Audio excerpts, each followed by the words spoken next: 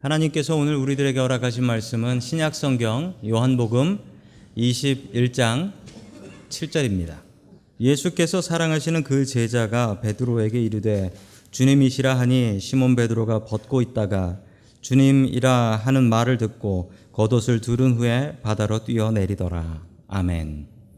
하나님께서 우리와 함께 하시며 말씀 주심을 감사드립니다. 아멘. 자, 우리 옆에 계신 분들과 인사 나누겠습니다. 반갑습니다. 반갑습니다. 인사하시죠? 반갑습니다. 자, 우리 다시 한번 주님 부활하셨습니다. 해피 이스터. 자, 다 영어가 편하시군요. 주님 부활하셨습니다. 자, 오늘 예수님을 만나면 변화된다라는 제목을 가지고 하나님의 말씀을 증거하겠습니다. 어느 나이든 부부가 나이 들어서 예루살렘을 꼭 가보고 싶다라고 해서 성지순례를 갔다고 합니다. 그런데 여름에 예루살렘을 가면 엄청나게 덥습니다. 엄청나게 더워요. 무리한 여행을 하다가 아내가 쓰러져서 하늘나라를 가버렸습니다. 장례를 치러야 되는데 장의사가 이렇게 얘기하는 거예요. 장의사가 이 예루살렘에 장례를 하게 되면 5,000불이 든다라는 거예요. 장례 자리까지 다 묘지까지 해서 5,000불입니다. 그런데 당신 나라 한국까지 아내를 모시고 가려면 10만 불 이상 듭니다. 어떻게 하시겠습니까? 라고 물어보니까 남편은 갈등하지 않고 아닙니다. 저는 돈이 아무리 들어도 아내를 데리고 한국으로 갈 겁니다. 그러는 거예요. 그래서 장의사가 다시 물었습니다. 아내를 참 많이 사랑하셨나 봅니다. 그랬더니 이 남편이 이렇게 얘기했습니다. 여기가 예수님께서 부활하신 땅이 아닙니까? 여기서 내 아내가 부활하면 어떡합니까? 당신이 책임질 겁니까? 저는 얼마가 들어도 아내를 데리고 갈 겁니다. 저도 아내가 무섭습니다. 오늘은 부활절입니다. 부활한 주님을 만나면 우리의 인생이 변화됩니다. 오늘 말씀을 보면요, 우리가 예수님을 만나면 변화되나요? 우리가 그렇게 알지만 그렇지 않습니다. 성경에 나와요. 예수님을 만나면 변화되는 것이 아닙니다. 예수님의 제자들 보세요. 3년이나 따라다니고도 배신하고 도망가고 부활한 주님을 만나야 돼요. 우리가 교회를 열심히 나오는 것도 중요합니다. 그런데 왜 안 바뀌냐고요? 부활한 주님을 안 만나서 그렇습니다. 부활한 주님 만나고 인생 바뀐 사람 이야기가 나옵니다. 바로 베드로입니다. 첫 번째 하나님께서 우리들에게 주시는 말씀은 예수님을 만나면 인생이 바뀐다라는 말씀입니다. 베드로는 사람은 하나인데 이름이 여럿입니다. 이름이 여러 개예요. 베드로의 이름만 저 화면 가득이에요. 우리가 시몬 베드로라고 부르잖아요. 그런데 원래 이 이름은 뭐냐면 이 사람의 이름은 시몬입니다. 집에서 누구라고 불렀냐면 얘 시몬아 하고 불렀어요. 시몬. 자, 그런데 바요나 시몬이라는 말도 있습니다. 이게 원래 그 사람의 공식 이름이에요.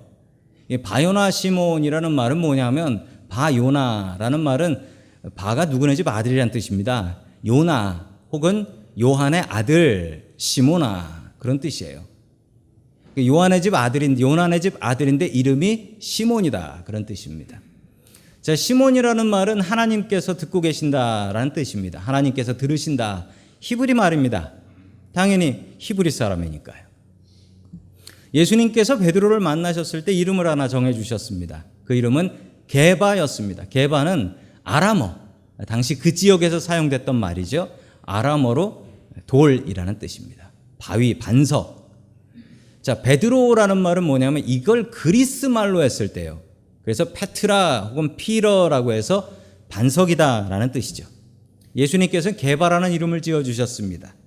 그런데 이 말을 섞어서 시몬 베드로라고 부르는 거예요. 시몬은 원래 이름, 베드로는 예수님께서 지어주신 이름을 그리스식으로 해서 시몬 베드로다 이렇게 얘기하는 겁니다. 베드로의 원래 직업은 어부였습니다. 갈릴리 호숫가에서 바닷가에서 고기를 잡던 어부였습니다. 그 당시 갈릴리 바닷가에 있었던 배 하나가 발견이 되었어요. 수십 년 전에 이 갈릴리 바다에, 갈릴리 호수에 심한 가뭄이 왔습니다. 그래서 물이 내려갔어요. 그때 발견된 배예요. 저걸 탄소연대 측정법으로 측정해 보니까 예수님 때 배였다라는 결론이 나왔습니다. 그래서 저 배의 이름은 지저스's 보트예요. 예수님의 배다라는 별명을 가지고 있습니다. 저런 배였을 것입니다. 저런 배에 베드로가 타고 저런 배에 예수님께서 타셨을 것입니다. 그러나 저 배는 절대 싸지 않습니다. 저 배를 만드는 나무는 이스라엘에 나지 않습니다. 다 외국에서 가져온 나무로 저 배를 지으니 저 배는 당연히 비쌀 수밖에 없었고, 베드로를 비롯한 어부들은 절대로 가난하지 않았습니다. 저런 수입한 나무로 배를 하나씩 갖고 있었다는 것은 당시에 꽤나 돈 좀 있었던 사람들인 것입니다. 자, 베드로의 성격이 어땠는지 잘 나타내주는 말씀이 있습니다. 우리 마태복음 4장 19절과 20절 봅니다. 시작. 예수께서 그들에게 말씀하셨다. 나를 따라오너라. 나는 너희를 사람을 낚는 업으로 삼겠다. 그들은 곧 그물을 버리고 예수를 따라갔다. 아멘. 예수님을 만난 베드로는 자기의 직업과 그리고 자기의 배와 자기의 그물을 다 던져버리고 어떻게 따랐다? 성경에 뭐라고 나옵니까? 고민하고 이 길을 따라야 될까 말아야 될까가 아니라 뭐라고 합니까? 그들은 곧 따랐다. 갈등하지 않고 바로 집어 던지고 따라갔다라는 거예요. 여기에 베드로의 성격이 나옵니다. 베드로의 성격은 그냥 한다만 하는 사람이에요. 생각하고 하는 사람이 아니라 하고 생각하는 사람이에요. 혹시 여기 그런 분들 계십니까? 일단 저질러 놓고 생각은 하자. 후회는 하자. 베드로의 성격입니다. 복받은 성격이신 거예요. 자, 마태복음 14장 29절에 그의 성격을 나타내는 말씀이 나옵니다. 같이 봅니다. 시작. 예수께서 오너라 하고 말씀하셨다. 베드로는 배에서 내려서 물 위로 걸어서 예수께로 갔다. 아멘. 베드로는 성격이 급합니다. 예수님께서 물 위로 걸어오는 것을 보시고 주님, 저도 걷게 해 주십시오. 그러자 예수님께서 그래 와라 라고 하니까 베드로는 생각하지 않고 일단 물 위를 걸어가기 시작했습니다. 예수님 말고 물 위를 걸은 유일한 사람이에요. 물 위를 걸었습니다. 그런데 물 위를 걸으면서 생각했습니다. 내가 물 위를 걷는구나. 풍랑이 치는구나. 내가 지금 뭘 하는 거지? 그러고 꼬르륵 빠져들었습니다. 이게 베드로의 성격이에요. 생각하고 하는 게 아니라 하고 생각해요. 그리고 후회하는 거예요. 자, 그런 모습이 또 한 번 나옵니다. 요한복음 18장 10절입니다. 같이 봅니다. 시작. 시몬 베드로가 칼을 가지고 있었는데 그는 그것을 빼어 대제사장의 종을 쳐서 오른쪽 귀를 잘라버렸다. 그 종의 이름은 말고였다. 아멘. 예수님께서 잡히실 때였습니다. 아니, 시몬 베드로가 칼을 차고 있었대요. 작은 칼을 차고 있다가 예수님을 잡으러 오니까 그때 칼을 꺼내가지고 그 칼로 이 대제사장의 종의 목을 치려고 했는데 종이 싹 피했어요. 그러다가 오른손잡이니까 오른손잡이의 칼에 피하다가 귀가 잘려 나간 겁니다. 잘못하면 목이 잘릴 뻔한 것이죠. 베드로는 이렇습니다. 생각하지 않고 일 저지르고 그 떨어진 귀 예수님께서 주워가지고 다시 붙여주셨어요. 어디 가서 일만 저지르는 사람인 거예요. 생각을 안 해요. 그렇게 급했던 베드로의 성격이 변화됩니다. 바뀝니다. 그래서 부활하신 주님을 만난 뒤에는 베드로가 예루살렘 교회 지도자가 되고요. 베드로 전후서를 씁니다. 그런데 성격 급한 그의 모습은 전혀 보이지 않습니다. 그리고 불타는 로마 시내에 자기 스스로 자기 발로 걸어가서 십자가를 거꾸로 지고 순교했다라고 합니다. 베드로가 어떻게 이렇게 바뀌었을까요? 예수님을 만나서 바뀐 게 아니고요. 예수님의 말씀을 들어서 바뀐 것도 아니에요. 3년 동안 꾸준하게 예수님 따라다니며 안 바뀌었어요. 그랬던 베드로가 어떻게 바뀌었습니까? 부활하신 주님을 만나고. 우리가 부활하신 주님을 만나면 우리의 인생이, 우리의 성격이 변화됩니다. 나는 교회를 이렇게 나오면서도 왜 이렇게 안 바뀌나? 부활하신 주님을 제대로 안 만나서 그렇습니다. 교회 다니기 전 저희 아버지의 성격은 완전 베드로셨습니다. 화를 아주 잘 내셨고, 저는 맞기도 많이 맞았고, 저는 아버지 교회 다니시기 전 저희 아버지를 생각하면 그냥 무서웠습니다. 아버지는 늘 무서운 분이셨고, 물불을 안 가리시는 분이셨고, 아버지는 화나면 말릴 수가 없었습니다. 그러던 아버지께서 교회를 다니고 예수를 믿기 시작하셨는데 그러고서 성격이 바뀌더라고요. 하루아침에 바뀌더라고요. 전에 못 참던 걸 참으시더라고요. 이를 악물고라도 참으시더라고요. 저는 지금 저희 아버지의 성품이 참 좋습니다. 그냥 오래 참으세요. 무슨 일이 있어도 오래 참으시고 아무 말씀 안 하시는데 저는 제 마음속에 드는 생각이 저희 아버지가 둘이다라는 생각이 들어요. 예수 믿기 전 아버지, 예수 믿고 난 다음에 아버지. 저는 분명히 알았습니다. 부활하신 예수님을 만나면 인생 바뀐다. 인생 바뀐다. 성격 바뀐다. 어떤 분은 이런 얘기하세요. 예수를 믿어도 자기 성격과 성질대로 믿는다. 어떤 목사님이 이렇게 설교하시더라고요. 자기 집 팔아서 교회 세운 교인 있고 자기 땅 팔아서 교회 세운 교인 있지만 자기 성질 팔아서 교회 세운 교인은 없더라. 그만큼 성격 바꾸기 어렵다라는 거예요. 그러나 부활하신 주님 만나면 바뀝니다. 저는 봤거든요. 베드로처럼 부활하신 주님을 만나십시오. 부활하신 주님 만나서 우리의 성격과 우리의 인생이 변화될 수 있기를 주님의 이름으로 간절히 축원합니다. 아멘. 두 번째, 하나님께서 우리들에게 주시는 말씀은 인생의 바닥에서 주님을 바라보라라는 말씀입니다. 인생의 바닥에서 주님을 바라보라. 베드로는 예수님께 꽤나 인정받던 제자였습니다. 가이사라 빌립보에서 있었던 일이죠. 예수님께서는 제자들에게 세상 사람들이 나를 뭐라고 하느냐라고 물어보셨습니다. 그러나 예수님은 세상 사람들의 답은 원치 않으셨습니다. 진짜 원했던 건 그러면 너희들은 나를 뭐라고 하느냐. 이게 더 궁금하셨던 거예요. 그러자 베드로가 벌떡 일어나서 이야기했습니다. 주는 그리스도시요 살아계신 하나님의 아들입니다. 이렇게 고백했어요. 예수님께서는 정답이다 칭찬해 주시고 베드로에게 복을 내려주셨습니다. 그 복이 마태복음 16장 19절에 나옵니다. 같이 봅니다. 시작. 내가 너에게 하늘나라의 열쇠를 주겠다. 내가 무엇이든지 땅에서 물면 하늘에서도 풀릴 것이요 땅에서 불면 하늘에서도 풀릴 것이다. 아멘. 예수님께서는 베드로에게 최고의 복을 주셨는데 천국 열쇠. 베드로가 열면 열리고 베드로가 잠그면 잠겨버리는 천국 열쇠를 주신다라고 약속을 해주셨습니다. 이거 사람이 받을 수 있는 열쇠인가요? 베드로가 교만해집니다. 이때부터 베드로가 교만해지기 시작합니다.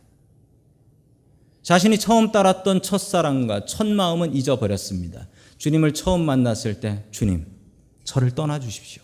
저는 죄인입니다. 이렇게 고백했던 베드로의 겸손함은 사라져버렸습니다. 교만해졌습니다. 12제자 중에 자기가 최고라고 생각하고 주님 높아지면 그 다음은 내 자리다 라고 하며 서로 높아지려 다투고 있었습니다. 그때 베드로는 주님께 이렇게 이야기했습니다. 우리 마태복음 26장 33절 봅니다. 시작.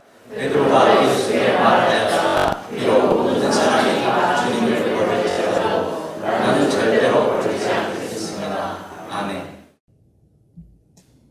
베드로는 이렇게 얘기했지요. 다른 모든 사람들, 그 6월절 만찬에 있었던 예수님과 다른 12제자들이에요. 저 11사람 다 주님을 배신해도 나는 안 합니다. 아니 이게 할 말입니까? 거기 앉아있는 11제자를 향해서 여기 있는 모든 사람들이 주님을 버릴지라도 나는 안 합니다. 나 그런 사람입니다. 베드로의 마음속에 얼마나 교만함이 가득했는지 모릅니다. 그러자 예수님께서 바로 그 다음 34절에 이렇게 경고하셨습니다. 같이 봅니다. 시작. 예수께서 그에게 말씀하셨다. 내가 진정으로 내게 말한다. 오늘 밤에 닭이 울기 전에 내가 세 번 나를 모른다고 할 것이다. 아멘. 주님께서 베드로에게 경고하셨습니다. 오늘 밤새기 전에 닭이 울기 전에 내가 나를 3번 모른다고 부인할 것이다. 주님께서 이런 말씀을 하시면 베드로는 스스로 생각하며 내가 정말 그럴 사람인가 고민하고 회개하고 근심해야 하는데 베드로는 큰 소리치고 얘기했습니다. 주님, 그 말씀 틀렸습니다. 나는 무슨 일이 있더라도 죽더라도 부인하지 않겠습니다. 주님의 그 말씀 틀렸습니다. 주님의 말씀을 부정합니다. 예수님께서는 대제사장에게 끌려가셨습니다. 베드로는 자기의 말을 지키기 위해서 다른 제자 다 도망갔는데 도망가지 않고 그 대제사장의 뜰, 그 문 앞에 서가지고 어떻게 되나 보고 있었습니다. 그때 그 집 앞에서 문을 지키고 있었던 여종 하나를 만나게 되죠. 그 여종과 이런 대화를 나누게 됩니다. 마태복음 26장 69절입니다. 시작. 베드로가 그들 바깥쪽에 앉아 있었는데 한 여자가 그에게 다가와서 말하였다. 당신도 저 갈릴리 사람 예수 하는 사람이네요. 아멘. 여종이라고 하면 그 당시 사회에서 가장 낮은 사람입니다. 자유인 밑에 종이었는데, 슬레이브들이었는데 그 슬레이브 중에 가장 낮은 사람이 여종이었고, 그 종 중에 더 낮은 사람은 아무 기술도 없는 문 지키는 사람이었어요. 문 지키는 사람. 그래서 성경에 나옵니다. 내가 여호와의 집에서 문지기로 있는 게 좋다. 가장 낮은 자리라는 거예요. 가장 낮은 여종이 당신도 예수의 제자네 라고 이야기했습니다. 베드로는 그 여종 앞에서 살기 위해서 거짓말을 합니다. 나는 저 사람의 제자가 아니요. 이걸 3번이나 부인해요. 예수님께서는 자신을 부인하라 하셨습니다. self denial. 나 자신을 부인하라고 했는데 나 자신을 부인하지 않으니까 누구를 부인합니까? 예수님을 부인하게 됩니다. 우리에게 주시는 말씀입니다. 우리가 스스로 나 자신을 부인하지 않으면 나의 욕심과 나의 욕망과 내가 하고 싶은 못된 마음을 누르지 않으면 내가 예수님을 부인하게 된다는 것입니다. 예수님께서 말씀하실 때 그 말씀을 내 욕심으로 눌러버리게 된다는 것입니다. 베드로는 3번이나 이렇게 예수님을 부인했습니다. 그러자 닭이 울었습니다. 그때의 장면을 성경은 이렇게 설명을 하고 있습니다. 예수님께서는 뜰 안에서 고문을 당하고 계십니다. 베드로는 뜰 밖에서 여종과 이야기하면 맨 마지막 3번째는 저주하며 부인했대요. 성경에 그 저주의 말이 무엇인지는 나와 있지 않습니다. 내가 그 예수라는 사람을 모른단 말이요. 저주하며 부인할 때에 예수님의 눈과 베드로의 눈이 그 멀리에서 마주칩니다. 그 배신하는 그 순간. 그리고 베드로는 놀라서 도망칩니다. 그리고 어둠 속에서 웁니다.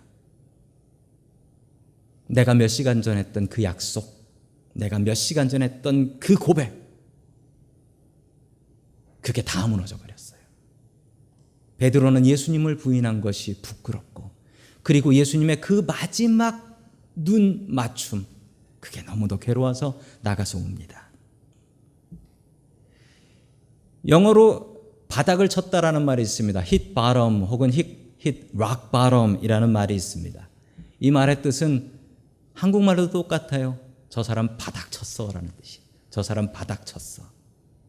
베드로는 바닥 쳤습니다. 그렇게 교만했던 베드로가, 그렇게 높았던 베드로가, 천국 열쇠 들고 있었던 베드로가 주님을 모른다고 3번이나 저주하며 부인했습니다. 그리고 깨닫습니다. 아, 주님의 말씀은 어떤 경우에도 옳구나. 내 말은 주님의 말씀과 비교할 수 없구나. 우리가 은혜를 느낄 수 있는 곳이 있습니다. 그곳은 높은 곳이 아닙니다. 내가 높은 곳에 올라가면 나는 스스로 교만해집니다. 높은 곳에 올라가서 우린 이렇게 생각하지요. 열심히 일했다. 나니까 이렇게 했지. 내가 너랑 똑같냐? 참 열심히 했다. 겉으로는 하나님 은혜지요라고 하지만 속으로는 나 자신을 높이고 있는 나의 모습을 발견합니다. 그러나 낮은 곳에는 은혜가 있습니다. 우리가 인생 바닥 쳤을 때 그때 주님을 만날 수 있습니다. 그때 주님의 은혜를 올려다 볼 수 있습니다. 주님, 이러고도 살아있는 게 주님의 은혜네요. 인생의 바닥에서 우리는 은혜를 느낄 수 있습니다. 우리의 인생에 바닥 쳤을 때 그때가 주님을 만날 때입니다. 그때가 은혜를 누릴 때입니다. 베드로가 주님을 제대로 만날 수 있었던 이유는 그 교만함에서 내려와 인생에 바닥 쳤기 때문입니다. 바닥에서 주님을 느끼십시오. 바닥에서 은혜를 느끼십시오. 우리의 인생의 바닥에서 주님을 바라보며 그 은혜를 누릴 수 있기를 주의 이름으로 간절히 축원합니다. 아멘. 세 번째, 마지막으로 하나님께서 우리들에게 주시는 말씀은 부활을 믿으면 두려움이 사라진다라는 사실입니다. 세상에 죽는 게 무섭지 않은 사람이 어디 있겠습니까? 그러나 부활을 믿는 사람들은 죽는 걸 무서워하지 않습니다. 죽는 게 무섭지 않으면 세상에 무엇이 무섭겠습니까? 무서운 게 없는 거지요. 자, 요한복음 21장 3절의 말씀을 계속해서 봅니다. 시작. 시몬 베드로가 그들에게 말하기를 나는 고기를 잡으러 가겠소 하니 그들이 우리도 함께 가겠소 하고 말하였다. 그들은 나가서 배를 탔다. 그러나 그날 밤에는 고기를 한 마리도 잡지 못하였다. 아멘. 베드로는 예수님의 명령 따라서 갈릴리로 돌아갑니다. 거기서 기다리라 하셨거든요. 자, 그곳에서 기다리긴 무료하여 배도 고프니 가서 고기나 잡아야겠다. 어차피 직업이 어부 아닙니까? 직업이 어부였기 때문에 갈릴리 호숫가로 나가서 다시 고기를 잡습니다. 갈릴리 호숫가에서는 밤에 고기를 잡습니다. 지금은 밤에 안 잡아요. 그런데 그때는 밤에 잡았습니다. 왜 그러냐면 지금은 그물이 나일론 줄이에요. 나일론 줄은 물속에 들어가면 안 보여요. 그래서 고기를 낮에도 잡을 수 있어요. 그런데 2000년 전엔 나일론이 없어요. 나일론이 없고 그냥 밧줄이에요. 그건 고기들이 다 봐요. 다 보고 도망가요. 그래서 밤에 잡았어요. 밤새 고기를 잡는데 한 마리도 잡지 못했다. 이거 어디서 보신 풍경 아닙니까? 예수님께서 베드로를 처음 만나실 때 이랬잖아요. 주님께서는 예수님이 베드로를 처음 만났을 때 그 모습을, 그 기억, 그 사랑을 다시 기억하게 하기 위해서 똑같은 세팅을 준비하셨습니다. 예수님께서는 멀리서, 제자들이 몰라보는데 멀리서 오른쪽으로 그물을 던지시오. 그럼 고기가 잡힐 것이요. 엄청난 고기가 잡혔습니다. 그리고 그 중에 하나가 저분이 예수님이다 라고 소리를 질렀습니다. 그러자 베드로는 그 이야기를 듣고 물속으로 들어가는데 그 모습이 7절에 나옵니다. 7절 같이 봅니다. 시작. 베드로에게 저분이 주님이시다 하고 말하였다. 시몬 베드로는 주님이시라는 말을 듣고서 벗었던 몸에다가 겉옷을 두르고 바다로 뛰어내렸다. 아멘. 보통 수영을 하려고 그러면 입었던 옷을 벗고 물에 들어가는 것이 맞습니다. 그러나 베드로는 벗고 있다가 옷을 입고 물로 들어갔다. 그랬더니 어떤 분이 이러시더라고요. 아마 그게 수영복일 겁니다. 그러나 성경은 겉옷이라고 합니다. 겉옷을 물을 먹으면 어떻게 될까요? 그건 돌덩이처럼 무거워지는 거예요. 엄청나게 수영하기 힘들어지는데 아니 뱃사람 베드로가 어째 이런 바보 짓을 할까요? 왜 이렇게 오버하는 걸까요? 죄를 지었으니까요. 원래 죄 지은 사람은 오버합니다. 죄 지은 사람은 행동이 오버합니다. 어느 집사님이 교회를 다니시면서도 담배를 못 끊었답니다. 한국의 이야기인데 이 한국에서는 아파트에서도 담배를 제대로 못 펴요. 추운 겨울날 가족들을 피해서 몰래 밖으로 나와서 담배를 피고 있었답니다. 그런데 저 멀리 저 코너에서 정말 마주쳐서는 안 될 사람을 만난 거예요. 그 아파트 같은 동에 살고 계신 담임 목사님이 오시는 겁니다. 그래서 한 손으로 이렇게 딱 뒤로 숨겨가지고 악수를 하려고 이렇게 딱 했는데 그날따라 담임 목사님께서 두 손을 내미시는 거예요. 어쩔 수 없이 이거 어떻게 할까 하다가 밤이라 불도 이거 너무 놀라가지고 주머니에다가 불탄 담배꽁초를 넣은 겁니다. 그날따라 목사님께서 집사님 평안하시지요 하면서 한참을 지옥 불맛을 경험했대요. 그날 설문조사에 의하면 담배 맛이 떨어질 때 3위 담배 피는데 애가 볼 때, 2위 담배 피는데 아내가 째려볼 때, 1위 담배 필 때 담임 목사 만났을 때랍니다. 술맛 떨어질 때 3위 아이가 볼 때, 2위 아내가 째려볼 때, 1위 담임 목사를 만났을 때라고 합니다. 어떤 분은 이것을 밤맛까지 가시는 분이 계신데 거기까지는 가시지 마시기 바랍니다. 베드로가 이렇게 오버하는 이유가 뭘까요? 그 이유는 3번 부인 안 한다고 하고 부인했잖아요. 그리고 눈이 마주쳤잖아요. 그때 무서워서 도망쳤잖아요. 그러고 만났으니 얼마나 죄스럽겠습니까? 그래서 베드로가 이 오버를 하는 거예요. 계속해서 15절 말씀 같이 봅니다. 시작. 그들이 아침을 먹어 그에게 그들에게 쫓았다. 요한의 아들 시몬아, 내가 이 사람들보다 나를 더 사랑하느냐. 아멘. 예수님께서는 조용히 식사를 하시고 아무 말도 하지 않으셨습니다. 그리고 베드로에게 아무 말도 못하고 젖은 겉옷 입고 덜덜 떨고 있는 베드로에게 이렇게 얘기합니다. 요한의 아들 시몬아, 내가 이 사람들보다 나를 더 사랑하느냐. 이 사람들보다라는 말은 십자가에 매달려 돌아가시기 전에 베드로가 했던 그 말을 기억하신 겁니다. 주님, 내가 이 사람들 다 주님 배신해도 나는 안 합니다. 주님께서는 그 말을 기억하시고 너의 교만이 아니라 너에게 필요한 건 이 사람들보다 나를 사랑하는 마음이다. 사랑하는 마음이다. 예수님께서는 베드로의 사랑을 회복하셨습니다. 그리고 그 사랑을 믿어 주셨습니다. 전설에 의하면 베드로는 불타는 로마 시내로 다시 들어가 십자가에 거꾸로 매달려 순교했다라고 합니다. 살려고 3번이나 거짓말했던 베드로가 어찌 그 죽음의 자리를 자기 발로 걸어갈 수가 있겠습니까? 왜 그럴까요? 부활하신 주님을 만났으니까.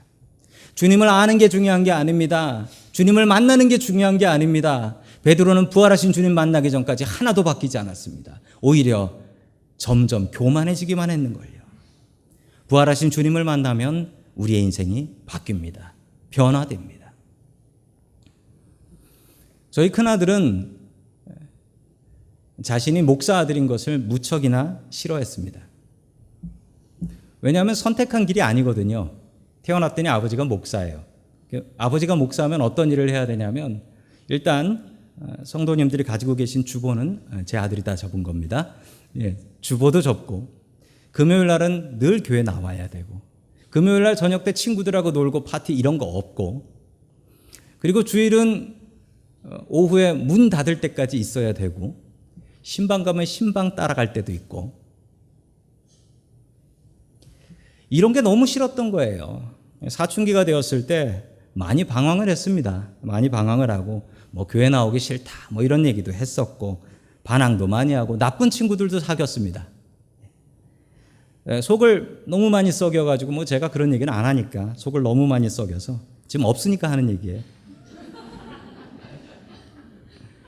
그 당시에 제 소원은 아들이 대학 가서 집을 나가는 것이었습니다.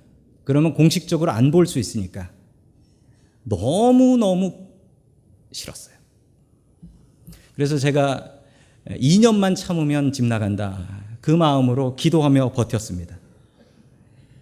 10학년 여름방학 때 아들이 또 제 말 안 듣고 집 바깥으로 나갔다가 자전거 타고 가다가 차에 제대로 치였습니다. 자전거 타고 가다가 차 옆으로 팍 치여가지고 차도 박살나고 자전거도 박살나고 그런데 참 감사한 건 애가 안 다쳤어요. 헬멧도 안 쓰고 나갔는데. 근데 너무나 섬찟했던 건 조금만 더 나갔으면 아들 왼쪽 발이 완전히 부서져 버릴 범퍼에 부딪혀 부서질 상황이었는데 몇 센치 차이로 안 치였더라고요. 자전거만 기가 막히게 박살이 났어요. 너무나 감사한 일이었는데 그 일 이후에 아들이 제대로 예수님을 만났습니다. 그리고 그날 저녁에 가정 예배 드리는데 아들이 이렇게 얘기했어요. 그냥 그대로 인용합니다. 내가 이렇게 살다가 하나님 앞에 갈 수는 없어요. 이렇게 고백했습니다. 내가 이렇게 살다가 하나님 앞에 못 가겠습니다. 그리고 사람 바뀌더라고요. 성격 바뀌고 나쁜 친구들 정리하고 또 예배의 기쁨을 누리고 내가 하나님께 쓰임 받으려면 공부해야 되겠다라는 이야기도 하더라고요. 그러고서 사람이 바뀌어버렸습니다. 그 이후로는 이제 2년 있으면 아들이 가는데 어떡하나라고 제 걱정이 바뀌기 시작했습니다. 그때 깨달았습니다. 부활하신 주님을 만나면 사람이 바뀌고 성격도 바뀌는구나. 저희 가족 중에 둘이나 예수님 믿고 나서 성격 바뀌고 인생 바뀐 사람이 있으니 저는 부활의 증인이 안 될 수가 없습니다. 제가 어떻게 주님의 말씀을 전하지 않겠습니까? 부활하신 주님을 만나십시오. 그리고 다른 사람에게 소개하십시오. 부활하신 주님을 만나면 우리의 인생이 바뀝니다. 베드로가 그랬던 것처럼 부활하신 주님 만나서 우리의 인생 변화될 수 있기를 주의 이름으로 간절히 축원합니다. 아멘.